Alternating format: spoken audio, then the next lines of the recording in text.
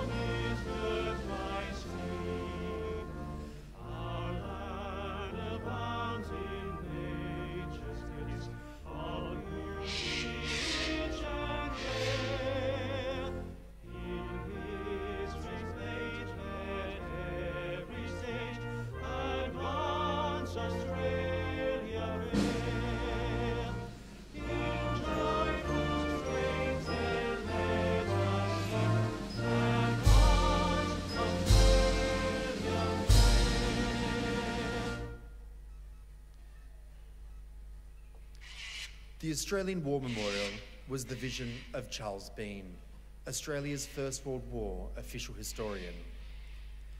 Bean landed with the Australian troops on Gallipoli and stayed with them at the front through to the end of the war.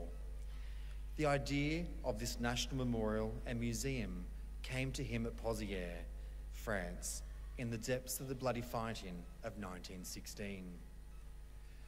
Bean's idea was that this would be a place where families and friends could mourn loved ones buried in faraway places.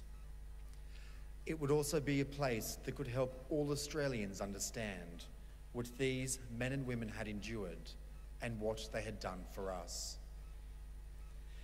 Bean's vision, to which we remain true, is best expressed as inscribed in the entrance to the memorial's galleries. Here is their spirit, in the heart of the land they loved, and here we guard the record which they themselves made. Tonight we'll read the story behind just one of those on the Roll of Honour, which lists the names of more than 102,000 men and women who have given their lives for us in war and operations for over more than a century. But first we present a lament, Flowers of the Forest. Wreaths and floral tributes will now be laid at the pool of reflection.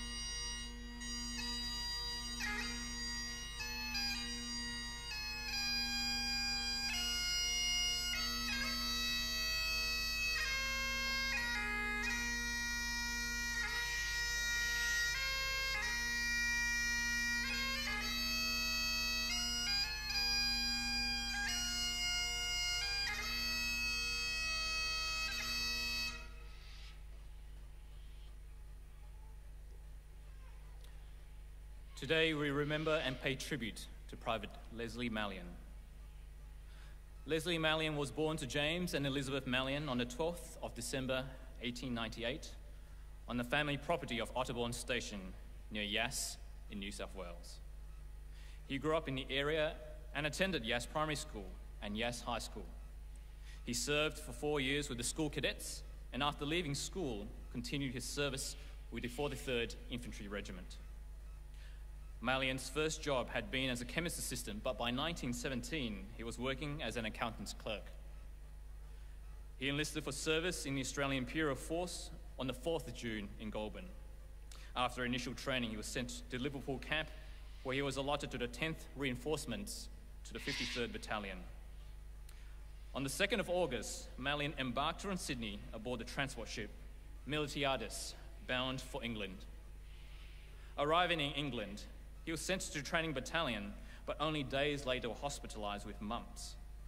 He returned to training at the end of October. He was hospitalised again in early January 1918, this time with measles. He returned to training in mid-January and was allotted to the reinforcements to the 36th Battalion. He sailed to France on the 18th of February, and by the end of the month had been taken on strength of the 36th Battalion, which was in reserve positions at Ploegstreet Wood in Belgium. When the German army launched its spring offensive in March, the 36th Battalion was rushed south to defend the approaches to Amiens. Mallyon saw his first action when the battalion took part in a counterattack to reclaim En Garde Wood. On the 4th of April, the battalion helped to defeat the major German attack on Villers-Bretonneux. During the fighting, Mallyon was wounded in the abdomen, right buttock, and thigh. He was evacuated to the 3rd Australian General Hospital, but gas gangrene had set in. Following his death, Chaplain Henry Foreman wrote to Mallyon's parents to tell him what had happened.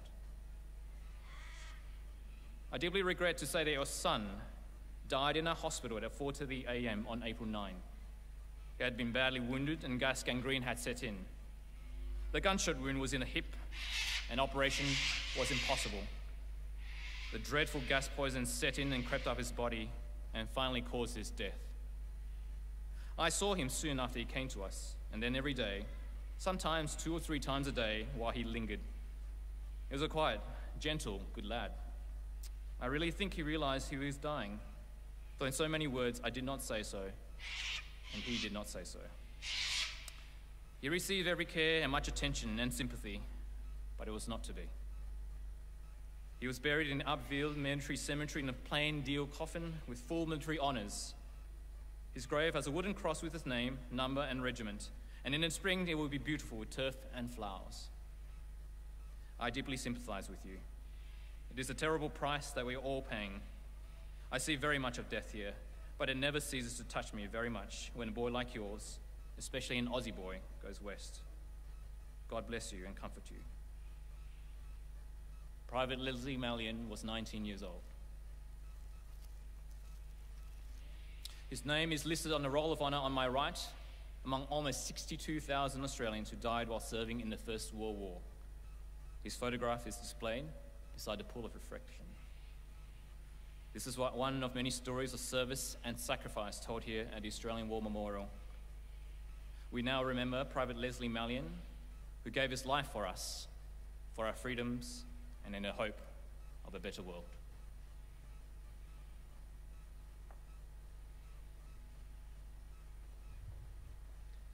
Please stand for the reading of the Ode and the sounding of the last post.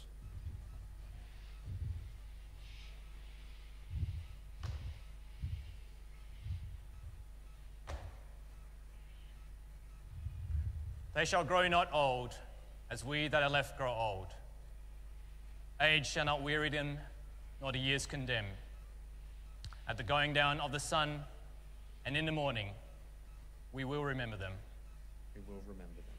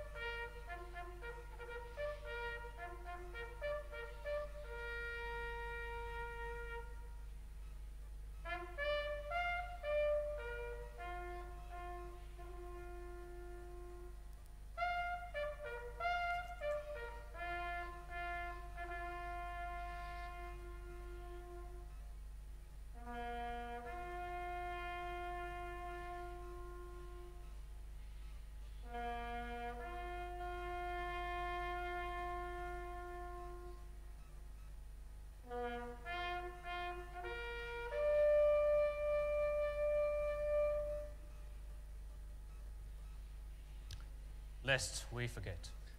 Lest we forget.